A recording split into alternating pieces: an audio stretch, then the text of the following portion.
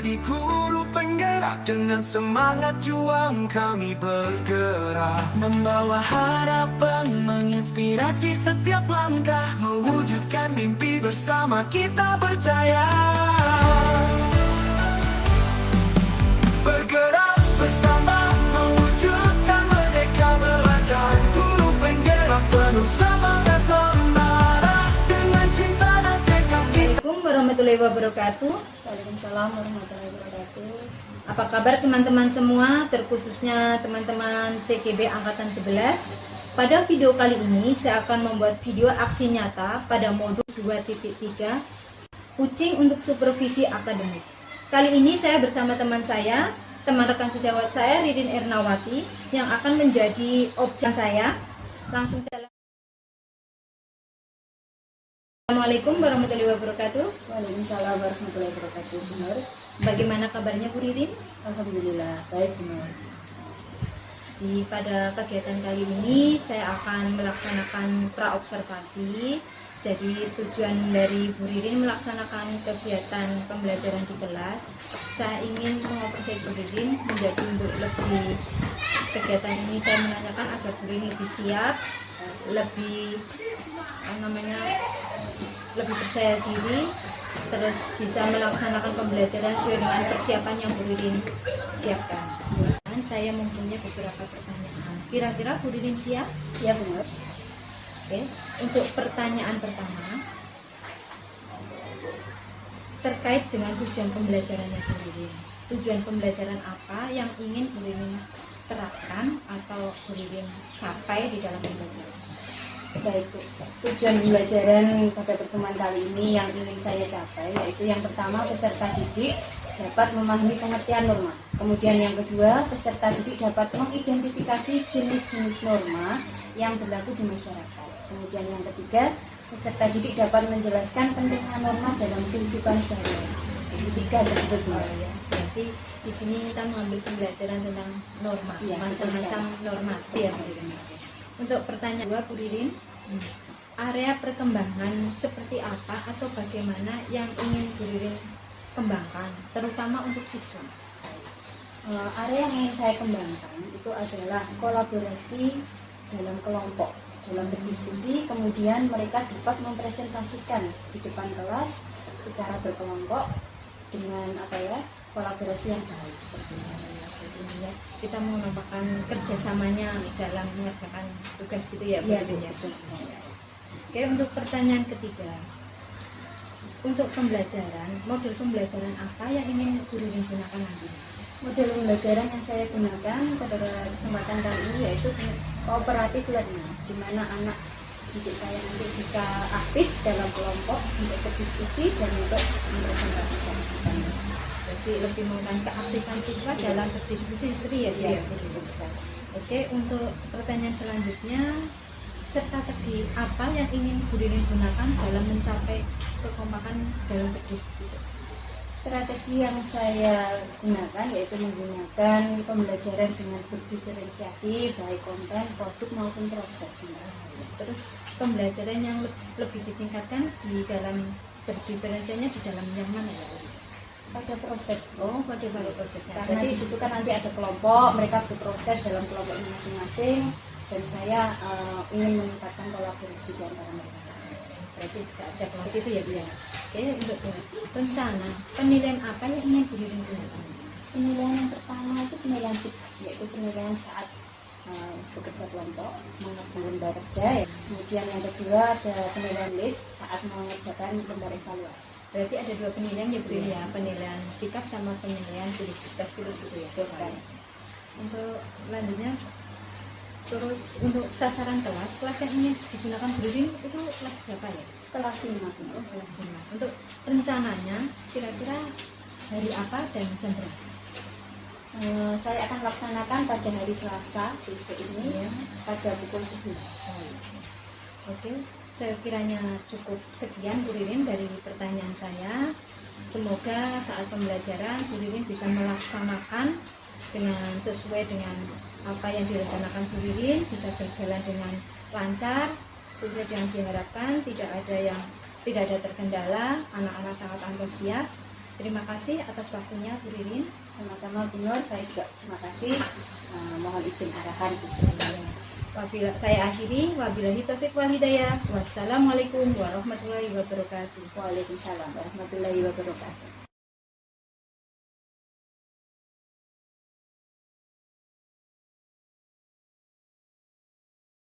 Warahmatullahi wabarakatuh.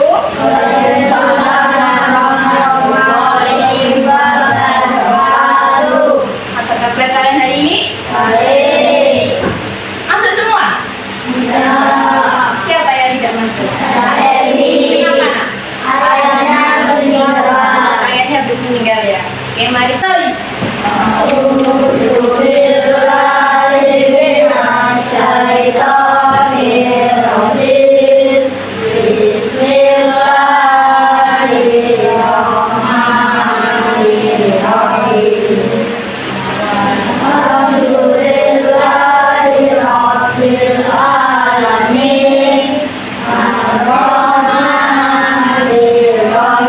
Mulai pelajaran hari ini biar semangat.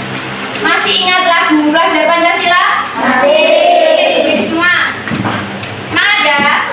Pancasila beriman dan bertakwa pada Tuhan yang Esa dan berakhlak. Tentang norma. Tentang apa nak? Norma. Nah, tujuan pembelajaran kita hari ini sudah Bu Ririn tampilkan ini. Yang pertama, peserta didik dapat memahami pengertian norma. Yang kedua, peserta didik dapat mengidentifikasi jenis-jenis norma yang berlaku di masyarakat. Dan yang ketiga, peserta didik dapat menjelaskan pentingnya norma dalam kehidupan sehari-hari.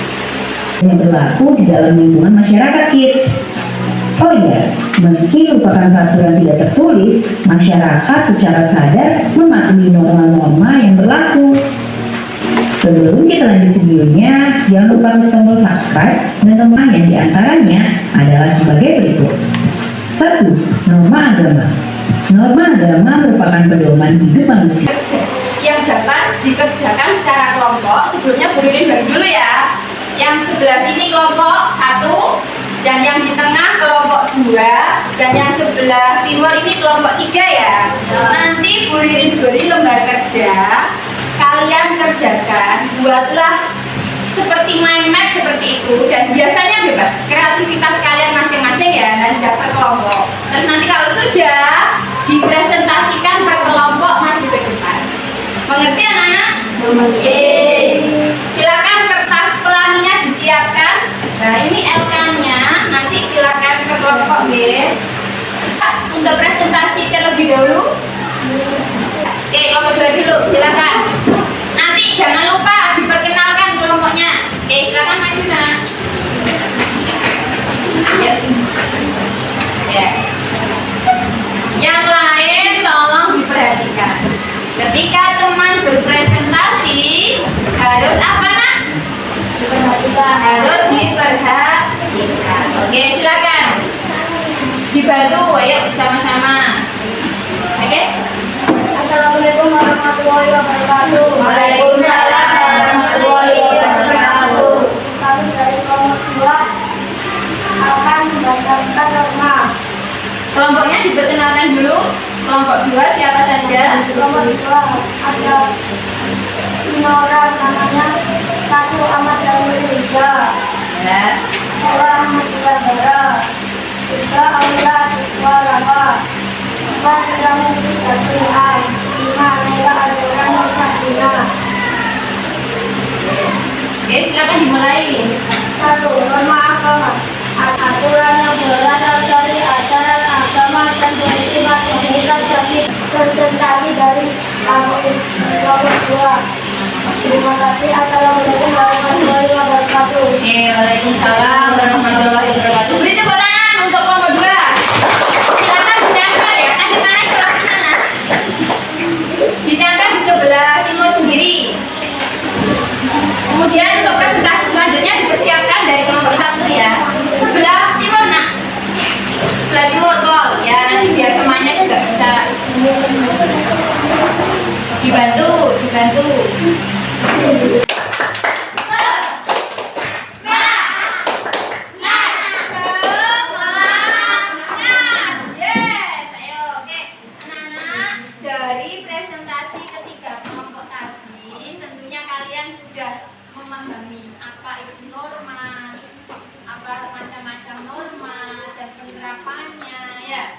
Kemudian sekarang Bu Ririn akan memberikan lembar evaluasi. Ini berisi soal, nanti kerjakan. Waktunya 5 menit ya. Ini Mas Iksan. Ini sudah selesai semua. Nomor 1 belum?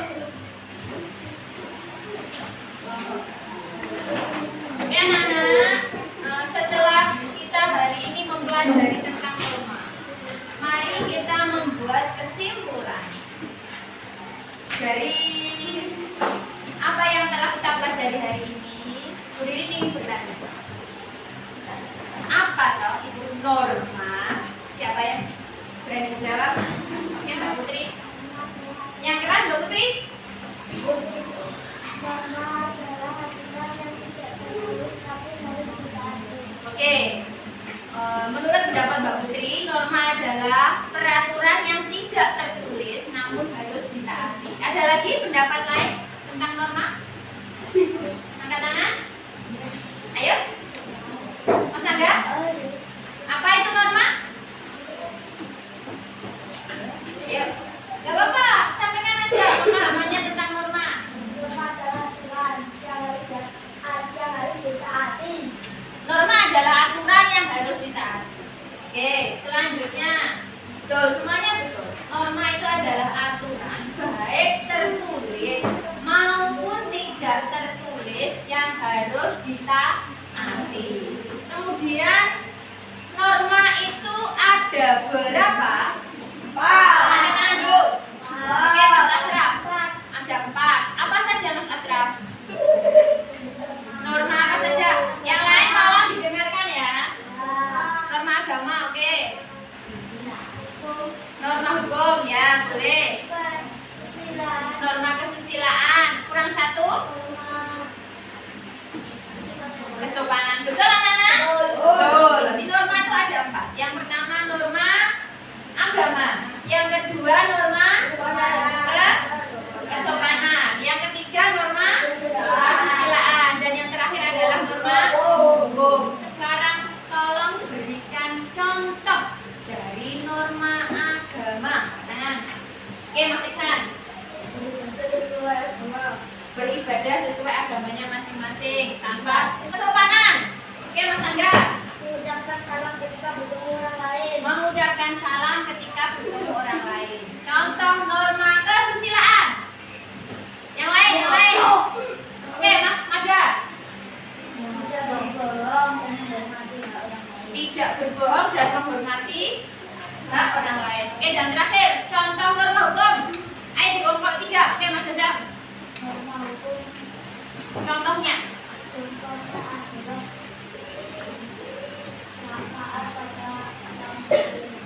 Taat pada aturan lalu lintas. Oke, kalau hijau berarti jalan. Kalau merah harus berhenti. Itu namanya norma hukum. Norma hukum itu adalah norma yang dibuat baik pemerintah ataupun sekolah, itu juga ada norma hukumnya. Kalau di sekolah contoh norma hukum apa? tidak membawa buku. Tidak boleh berbicara kasar. Itu masih norma kesusilaan. Kalau norma hukum contohnya Tidak membawa buku.